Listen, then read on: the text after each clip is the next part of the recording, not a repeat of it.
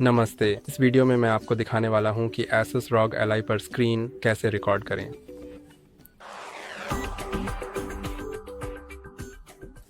Screen record करने के लिए एक साथ दो बटन पर क्लिक करें। कोई भी मैक्रो बटन या तो M1 या M2 जो पीछे है और Y, तो इस तरह आप रिकॉर्डिंग शुरू करते हैं। आप देख सकते हैं कि अब रिकॉर्डिंग शुरू हो गई है। मैं अलग अलग चीज़ें कर सकता हूँ।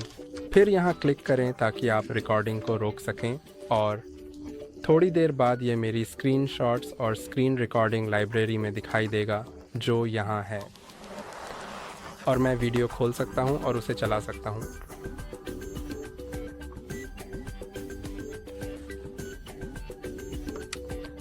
आज के लिए इतना ही। लाइक और सब्सक्राइब ना भूलें। फिर मिलेंगे।